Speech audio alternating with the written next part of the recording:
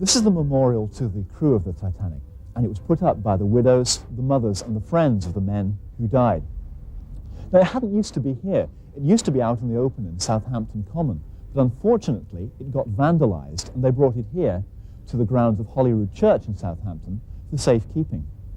Now, the urn that you see here has been replaced, but one of the good things about this is when they cleaned it up, the detail of the ship, the Titanic, up at the top, was revealed in spectacular detail.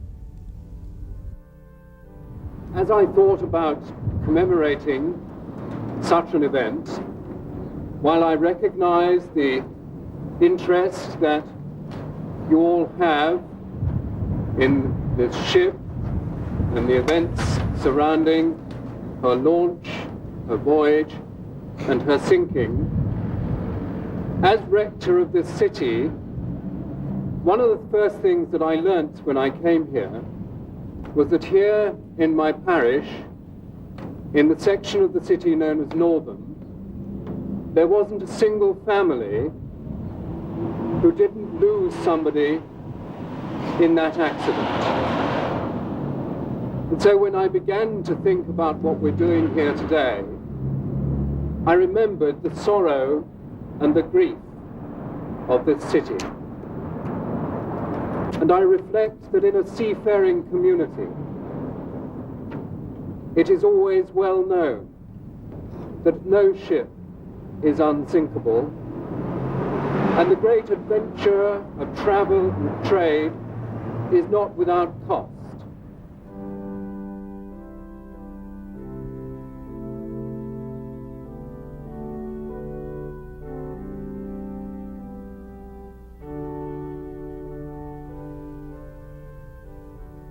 This is the Southampton Memorial to the engineers of the Titanic, the men who kept the lights burning to the last, who stood to their posts, and who to a man died on April the 15th, 1912.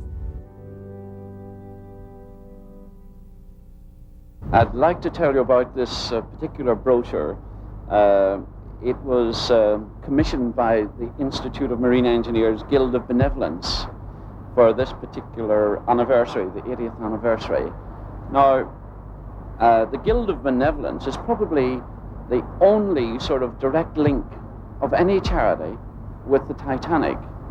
And when all 36 engineers in the Titanic lost their lives on that terrible night, one of the newspapers at the time, I think it was the Daily Chronicle, decided that they would raise funds for the widows and orphans of the engineers who perished. And of course, newspapers cannot continually do this, they have other things to do. And they asked the Institute of Marine Engineers, would they kindly take the whole thing on? So for 80 years, our institute has been helping all the dependents of not only the Titanic, but the ones that followed on. And we are very proud of this tradition. It is a wonderful, wonderful tradition. If it hadn't been for the engineers, there would have been no lights all the period after, the iceberg and things like that. And they kept the lights, for example, in particular, and not only lights, but other services going. Can you imagine the panic that would have existed if all those lights had been out on that ship? And all those people, they wouldn't have known how to get out of the bowels of the ship. That had been, it had been dreadful. So I think the engineers, they did an absolute marvelous job. It's a dramatic event. It affected nearly everybody's lives, particularly here in Southampton, as well as Belfast and Liverpool and London. And I feel that all these events, which wouldn't have happened probably if the ship had been 15 seconds later or 15 seconds earlier, would never have occurred. I mean, the lookout man eventually committed suicide. There were people who ran away to start new lives in America. All this makes a story. So with the 1,500 people who perished, you have 1,500 stories, and those who remained, they have stories to tell.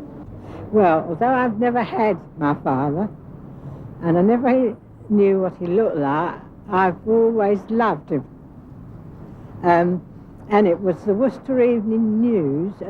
There was a picture of three men that lived in Worcestershire that went down on the Titanic, and one of those was my father. And I was 78 years. When I was looking through it, I was looking at my dad, and I said, and I couldn't stop crying. I couldn't read for crying.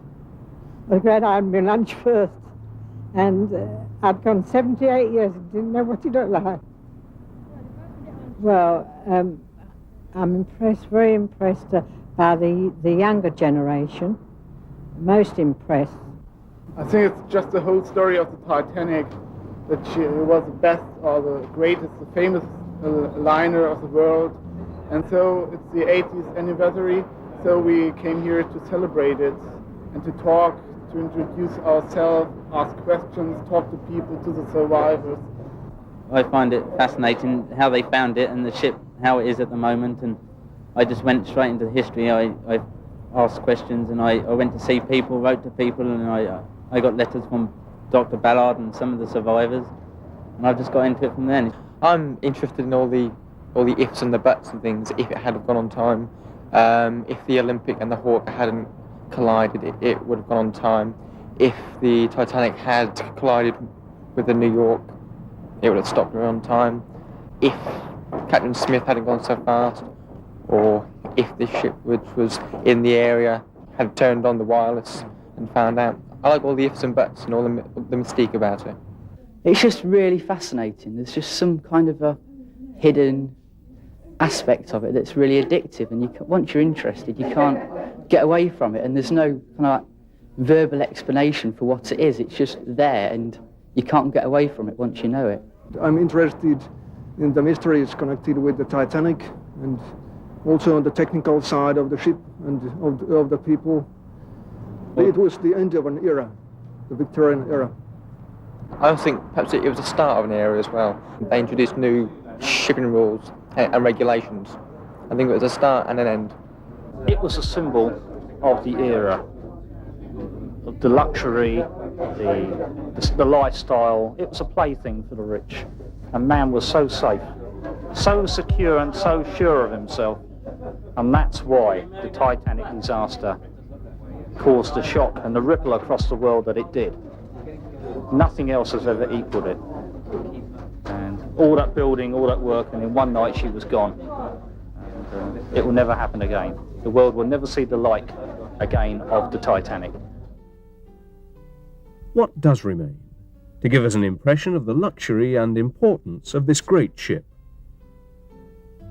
This is Alnwick in Northumberland, England, and this is the White Swan Hotel. It contains the complete first-class lounge from the Titanic's sister ship, Olympic, and gives us probably the best remaining impression of the Titanic's luxury. The first-class lounge was on Promenade Deck A. A contemporary writer said it was a noble apartment in the Louis XV style, the details being taken from the palace at Versailles. Here, passengers will indulge in reading, conversation, cards, tea drinking, and other social intercourse. The room has a length of 59 feet and a breadth of 63 feet, and a height of no less than 12 feet 3 inches. The walls are decorated with finely carved boiseries in which, without interfering with the symmetry of the whole, the fancy of the carver has shown itself in ever-varying detail.